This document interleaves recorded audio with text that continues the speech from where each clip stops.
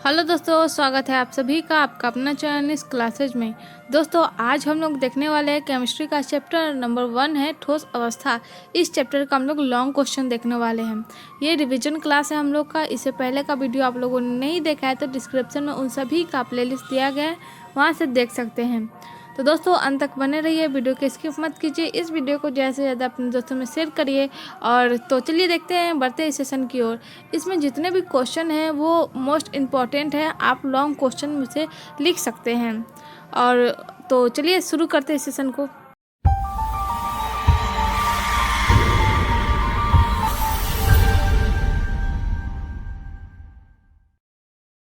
तो हमारा first question है अक्रिस्टलीय ठोस तथा क्रिस्टलीय ठोस में अंतर बताना है। तो ये सब क्वेश्चन जो है वो मोस्ट इम्पॉर्टेंट है, हो सकता है बोर्ड एग्जाम में पूछे जाए। तो ध्यान में रखते हुए हम लोग को इस सेशन को आगे बढ़ाना है। तो अक्रिस्टलीय ठोसों तथा क्रिस्टलीय ठोस के बीच में अंतर बताना है। 6 अंतर हम लोग बताएंगे। तो ये देखते हैं पहले अक्रिस्टलीय ठोस। तो अक्रिस्टलीय ठोस क्या होते हैं? जिसमें आकृति निश्चित नहीं होती, वह किसी भी प्रकार का हो सकता है। ऐसा हो सकता है, ऐसा हो सकता है, ऐसा हो सकता है, ऐसा हो सकता है, किसी भी प्रकार से हो सकता है वो। तो अक्रिस्टलीय ठोस क्या होते हैं? जिसकी आकृति निश्चित नहीं होती है और इनके जो घनत्व होते हैं, इनके जो कण होते हैं, वह नियमित रूप से क्या होते हैं? ये जो होते हैं, इनके जो घटक के कण होते हैं नियमित क्रम में व्यवस्थित नहीं होते हैं। नियमित क्रम मतलब लाइनिंग से, जैसे में एक यहाँ है तो इसी के साथ नहीं रहते, एक यहाँ है तो एक यहाँ है, तो ये निश्चित क्रम नहीं है, ये अनिश्चित क्रम हो जाएगा। तो अक्रिस्टलीय ठोस क्या होती है? जिसकी आकृति निश्चित नहीं होती, इसके अंतर्गत जो होती है घटक का जो कण होता है वो नियमित रूप से क्रम में व्यवस्थित नहीं होता है। अब हम लोग देखते हैं क्रिस्टलीय ठोस। तो क्रिस्टलीय ठोस क्या होती है? इसकी आकृति निश्चित होती है, मतलब अगर ये इस शेप का है तो ये इसी शेप का होगा। इसकी जो निश्चित होती है, जैसे में आप लोग इसका एग्जाम्पल देख सकते हैं, चीनी या फिर नमक का साइज़ देखते होंगे आप लोग, एकदम एक ही समान होता है। तो ये जो है एक ही जैसा होता है। लेकिन क्रिस्टलीय का एग्जाम्पल देखें, अक्रिस्टलीय ठोस का, तो इसका जो हो जाएगा कांच जो होगा किसी भी शेप में हम लोग रख सकते हैं। लेकिन अगर वहीं बात करें हम लोग इसका नमक का, और इसके अलावा हम लोग देख सकते हैं जैसे में डायमंड हो सकता है, और जैसे में और बहुत सारे चीज़ हो सकते हैं जिसका शेप निश्चित होता है। तो क्रिस्टलीय ठोस में जो होता है वो एक तो आकृति निश्चित होता है, इसके अलावा जो होता है इसका जो कण होता है वो नियमित रूप से व्यवस्थित रहते हैं। तो इन दोनों का फर्स्ट हो चुका है। दूसरा देखते हैं, इसकी जो आकृति होती है वो अनियमित होती है। अनियमित मतलब नियमित रूप से नहीं होता है, वो किसी भी शेप से हो सकता है। इसका जो आकृति होती है वो निश्चित होती है, ज्यामितीय आकार की होती है। इसका गलनांक निश्चित नहीं होता है। ये जो होता है इसका गलनांक निश्चित नहीं होता कि वो कितने टेम्परेचर पे गल सकता है। लेकिन अगर बात करें क्रिस्टलीय ठोस का, तो इसका गलनांक निश्चित होता है। इसका एक टेम्परेचर जो होता है, लिमिट होता है कि ये इतने ताप पे मतलब गल सकता है।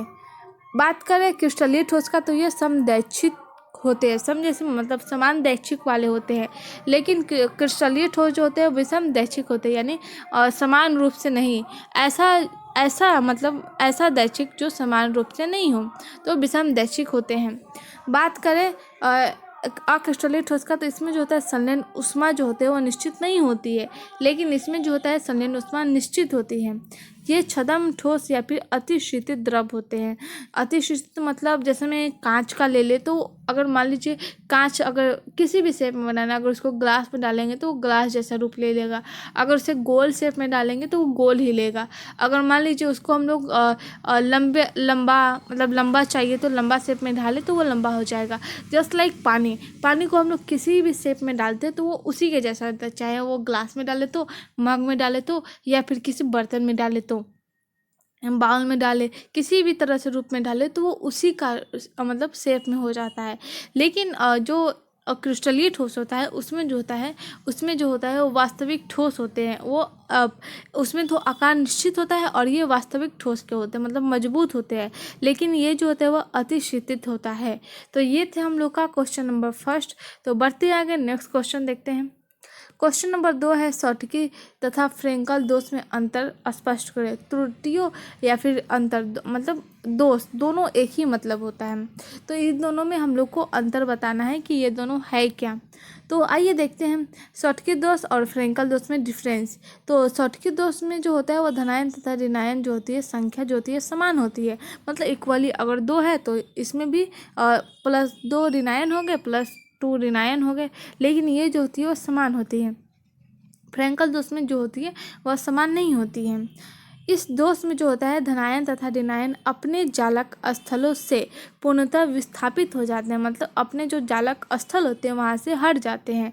लेकिन जो फ्रेंकल दोष होता है उसमें इस दोष में कोई भी आयन जो होती है चाहे वह धनायन हो या फिर ऋणायन अपने जालक बिंदु को छोड़कर अंतराकाशीय स्थल में आ जाते हैं। तो इसमें जो होता है शॉटकी दोष में जो होता है वह धनायन तथा ऋणायन जो अपने जालक स्थलों पर जो होती है विस्थापित हो जाते हैं, मतलब वो अपने ही जगह पे रहता है, स्थापित हो जाता है, मतलब वहाँ से हिलता नहीं है। लेकिन फ्रेंकल दोष में होता है चाहे वह ऋणायन हो या फिर धनायन हो, ये इनमें से कोई एक जो जालक बिंदु होते हैं वहाँ से हट करके और अंतराकाशीय स्थल पर चले जाते हैं, मतलब ऐसा स्थल जो फ्रेंकल दोष से बाहर हो तो वहाँ पे ये चले जाते हैं। तीसरा जो हो जाएगा हम लोग का, इस दोष में जो होता है क्रिस्टल का घनत्व घट जाता है, जो क्रिस्टल का घनत्व होता है वह माइनस में चला जाता है। लेकिन फ्रेंकल दोष में जो होता है वह कोई परिवर्तन ही नहीं होता, ना ही वह बढ़ता है ना ही घटता है। अगला देखते हैं, यह दोष अधिक उप सहसंयोजक संख्या वाले आयनों यानी ठोसों में पाया जाता है। शॉटकी दोष कहाँ पाया जाता है? ऐसा दोष जिसमें उप सहसंयोजक संख्या वाले आयन होते हैं, जिसकी उप सहसंयोजक यानी कोऑर्डिनेशन जिसमें नंबर होती है वह ज़्यादा होती है। लेकिन फ्रेंकल दोष जो होती है ऐसा जो आयनिक ठोस वाले हों, तो ये जो होती है वह आयनिक ठोस वाले में पाया जाता है। पाँचवा हो जाएगा, इस दोष में क्रिस्टल में धनायन एवं ऋणायन लगभग समान आकार के होते हैं, लेकिन जो फ्रेंकल दोष होते हैं उसमें ऋणायन से कम होता है, मतलब धनायन जो है वो ऋणायन से कम होता है। तो ये 5 डिफरेंस थे जो आप लोग आसानी से एग्जाम में लिख सकते हैं।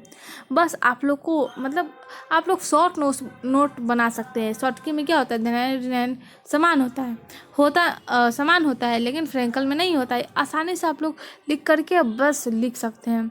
बस आप लोग को इम्पोर्टेंट पॉइंट मतलब समझना है कि इम्पोर्टेंट पॉइंट हो क्या सकता है। तो ये है इम्पोर्टेंट पॉइंट। तो देखते हैं आगे नेक्स्ट क्वेश्चन। क्वेश्चन नंबर 3 है हम लोग का, उप सहसंयोजक संख्या का क्या अर्थ है? उप सहसंयोजक संख्या जो होती है उसका क्या अर्थ हो जाएगा? इसी के अंदर ऐसा दूसरा क्वेश्चन है कि परमाणुओं की उप सहसंयोजक संख्या क्या होती है, और इसी क्वेश्चन के अंदर 2 क्वेश्चन है। एक बताना है हम लोग का घनीय निविड़ संकुलित संरचना, और दूसरा बताना है एक अंतः केंद्रित घनीय संरचना। तो ये सबसे पहला क्वेश्चन देखते हैं कि उप सहसंयोजन संख्या का क्या अर्थ होता है।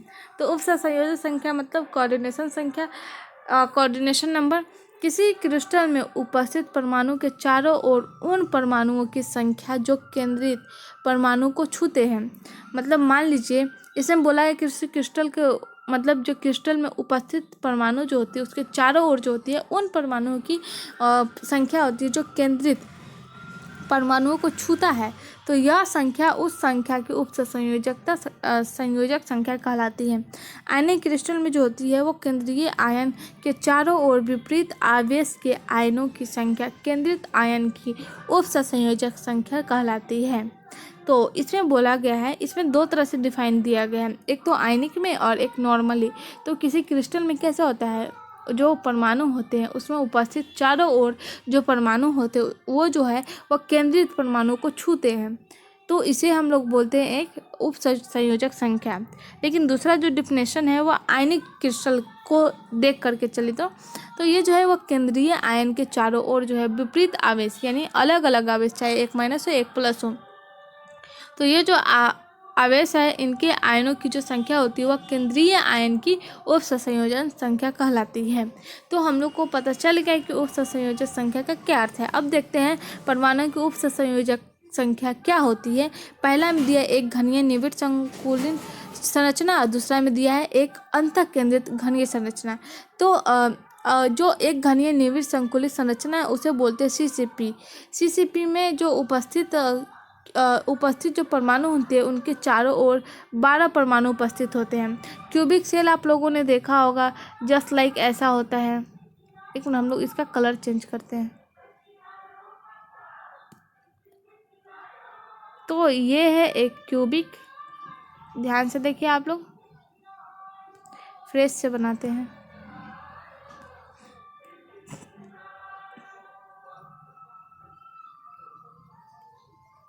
तो ये है क्यूबिक। इसमें जो है एक क्यूब में कितनी होती है परमाणु जो होती है वो 12 उपस्थित होते हैं, 4 ऊपर 4 नीचे और 2 इधर 2 इधर। तो कितना हो गया 4 4 8 और 2 2 8 और 2 10 और 2 12। एक माचिस बॉक्स को देखेंगे वो आप लोग तो देखेंगे उसमें जो होती है 12 ये हो जाएगी परमाणु उपस्थित होंगे। उसे हम लोग क्या बोलते हैं उप संयोजक संख्या कहलाती है सीसीपी में।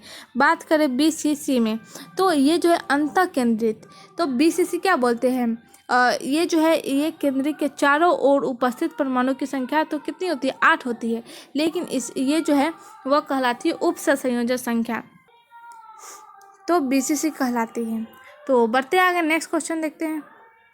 तो हम लोग का नेक्स्ट क्वेश्चन है कि केंद्रित जालकों के प्रत्येक एकक में कितने जालक बिंदु होते हैं। पहला दिया फलक केंद्रित, दूसरा दिया है फलक केंद्रित चतुष्कोणीय और तीसरा दिया है अंतः केंद्रित। तो आइए पहला और दूसरा देखते हैं। तो फलक केंद्रित घनीय या चतुष्कोणीय में जो बिंदु जालक बिंदु होती है वह 8 कोनों पर होती है। तो 8 कोनों में जो बीसीसी होती है जो होती है उसका जो मान हो जाएगा 6 होता है, यानी 6 फलक पे होता है। तो 8 और 6 को जोड़ देंगे तो वो हो जाएगा 14। तो पूरा हम लोग के पास कितना है 14 आ गया। तो अब हम लोग देखते हैं एक प्रतीक कोष्ठ में। तो 8 बाई यहाँ देखिए 8 इंटू 1/8।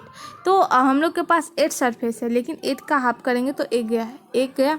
अब हम लोग को बताना है फलक केंद्रित पे। तो फलक केंद्रित में कैसा है यहाँ पे एक ही उपस्थित है जो कि आप लोग को दिख रहा होगा, केवल एक ही है। तो हम लोग को बताना है तो फलक पर कितने होते हैं 6 इंटू हो जाएगा 1/2। तो ये कट गए 3। तो हम लोग के पास जो बच गया यहाँ पे लिखा हुआ है 8 इंटू 1/8 प्लस 6 इंटू 1/2। तो यहाँ पे हम लोग के पास आ गया 8 कट गया और 2 और 6 कटा तो 3 बचा। तो 1 और प्लस 3 कितना हो गया 4 हो गया। तो एफसीसी में जो हो जाएगा 8 जालक बिंदु कोनों पर, 6 जालक बिंदु जो होती है फलक पर। 8 बिंदु जालक जो कोनों पर दिख रहा होगा 1 2 3 4 5 6 हो गए। और इसमें बोला मतलब जो 6 होते हैं वो कहाँ पे होते हैं वो फलक पे होते हैं। तो ये हम लोग को आगे पता चल गया। अब देखते हैं हम लोग थर्ड अंतः केंद्रित मतलब बीसीसी जो अंतः में होता है। तो ये जो है वह 8 कोनों पर होता है जो कि यहाँ इस फिगर में आप लोग को दिख रहा होगा। प्लस जो होता है वह एक केंद्र में होता है जो कि यहाँ दिख रहा होगा। हालांकि जो एकक कोष्ठिका होती है यानी जिसे हम लोग क्यूबिक सेल बोलते हैं उसमें जो हो जाएगा 8 इंटू 1/8 ये हो गए। तो ये कट गया और जो एक केंद्र में है वो हो जाएगा 1 को ऐड कर देंगे, तब हम लोग के पास अब आ जाएगा 2। क्वेश्चन नंबर 5 देखते हैं। क्वेश्चन नंबर 5 है निम्नलिखित में उचित उदाहरण से समझाइए।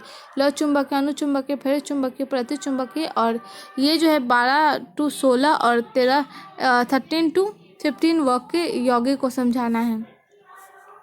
तो लौ चुंबकीय जो है वह कुछ ऐसे पदार्थ होते हैं जिसमें लोहा, कोबाल्ट, निकेल और क्रोम CrO2 जो होती है वो बहुत प्रबल चुंबकीय क्षेत्र होती है जिसकी ओर आकर्षित होते हैं। ऐसे पदार्थ को क्या बोलते हैं लौ चुंबकीय कहा जाता है। प्रबल आकर्षण के अतिरिक्त ये अस्थायी रूप से चुंबकित किए जाते हैं। पदार्थ को चुंबकीय क्षेत्र में रखने पर सभी डोमेन चुंबकीय क्षेत्र की दिशा में अभिविन्यसित हो जाते हैं। इसे हम लोग क्या बोलते हैं ये जो है वह प्रबल चुंबकीय प्रभाव उत्पन्न करता है। चुंबकीय क्षेत्र को हटा देने पर भी डोनट का क्रम बन जाता है और लौ चुंबकीय पदार्थ अस्थायी रूप से चुंबक बन जाता है। तो ये था हम लोग का लौ चुंबकीय का एग्जाम्पल क्या हो जाएगा लोहा, कोबाल्ट, निकेल ये सब। अनुचुंबकीय जो हो जाएगा वह दुर्बल रूप से आकर्षित होते हैं किसी चुंबकीय क्षेत्र की ओर। किस रूप से होते हैं दुर्बल रूप से। लेकिन लौह चुंबक में क्या था वो आकर्षित किस रूप में होते हैं चुंबकीय क्षेत्र की ओर में होते हैं। और अनुचुंबकीय जो होती है वो दुर्बल रूप से होती है। इसकी जो दिशा होती है वह एक ही दिशा में चुंबकित होते हैं। चुंबकीय क्षेत्र की अनुपस्थिति में जो होता है वह चुंबक खो देते हैं। चुंबक खोने के कारण जो है वह एक अथवा अत्यधिक अवगुलित इलेक्ट्रॉनों की अनुपस्थिति हो जाती है जो चुंबकीय क्षेत्र की ओर आकर्षित होते हैं जो कि है O2, Cu2+, Fe+3, Cr+3 ऐसे जो पदार्थ है ये इनका उदाहरण है। बढ़ते हैं आगे नेक्स्ट आगे देखते हैं थर्ड थर्ड में हो जाएगा हम लोग का फेरी चुंबकीय। जब पदार्थ में डोमेनों के चुंबकीय आघूर्ण का संरेखण समानांतर तथा एवं प्रति समानांतर दिशाओं में समान होता है तब पदार्थ में फेरी चुंबकीय देखा जाता है। ये जो हो जाएगा मैग्नेट और फेराइट जैसे कि MgFe2O4, ये हो जाएगा इसका एग्जाम्पल। और अच्छी तरह से देखें आगे, ZnFe2O4 ऐसे पदार्थ के उदाहरण होते हैं। Fe3O4 गर्म करने पर फेरी चुंबकीय खो देते हैं। ये जो है वह गर्म करने पर खो देता है और अनुचुंबकीय बन जाता है। तो फेरी चुंबकीय को गर्म किया जाता है तो ये अपना चुंबक खो देते हैं और ये किस में कन्वर्ट हो जाता है, ये अनुचुंबकीय में कन्वर्ट हो जाता है। क्वेश्चन ये जो था हम लोग का 4 है प्रतिलौह चुंबकीय। तो प्रतिलौह चुंबकीय क्या होता है? प्रदर्शित करने वाला पदार्थ है, ये अपने चुंबक को प्रदर्शित करने वाला है। जैसे में हो जाएगा MnO में जो डोमेन होती है उसकी संरचना लौह चुंबकीय पदार्थ के सदृश ही होती है, यानी उसके सिमिलर ही होती है, परंतु उनमें जो डोमेन होते हैं वह एक दूसरे के विपरीत अभिव्यंजित होते हैं। विपरीत मतलब एक दूसरे के असमान, यानी समान नहीं होता है, एक दूसरे के चुंबकीय आघूर्ण को निरस्त कर देती है। मतलब एक दूसरे को जो चुंबक होती है उसको निरस्त मतलब उसका मतलब एक तरह से हम लोग बोल सकते हैं किसी चीज़ को जब आपस में क्या होता है, एक तो विपरीत होता है और निरस्त मतलब खराब कर देता है, मतलब उसमें एनर्जी ही नहीं रहती है। तो प्रतिचुंबकीय क्या है? वो लौह चुंबकीय की सिमिलरिटी है। तो आगे देखते हैं 12 से 16 और 13 से 15 के वर्ग, इसके बारे में जानते हैं। तो 2 अवयव रखने वाले ठोस यौगिक बनाते हैं। जो 2 अवयव रखते हैं मतलब सेम जो अवयव रखते हैं 2, वो जो है वो क्या बनाते हैं? यौगिक बनाते हैं। 13 और 15 तथा 12 से 16 वर्ग के जो यौगिक है बने हैं वो 2 वर्गों में बांटा गया है। पहला 12 से 16 और दूसरा 13 से 15। तो 12 से 16 जो यौगिक है वह ZnS, CdS, CdAc, HgT ion के प्राकृतिक रूप से होते हैं। और 13 से 15 जो यौगिक होते हैं A/P, GaAs, INSN आदि के यौगिक जो है वह सहसंयोजन यौगिक बनाते हैं। ये यौगिक विद्युत और प्रकाशित गुणों को दर्शाते हैं, ये अर्धचालक होते हैं। तो ये था हम लोग का इस चैप्टर से क्वेश्चन। तो दोस्तों आई होप ये सेशन आप सबको पसंद आया तो वीडियो को लाइक करें, चैनल को सब्सक्राइब करें और बेल आइकन को दबा दें ताकि जितने भी अपडेट्स हो सबसे पहले आपके पास पहुँचे। और इस वीडियो को ज़्यादा से ज़्यादा अपने दोस्तों में शेयर करिए। आज के लिए बस इतना ही, धन्यवाद।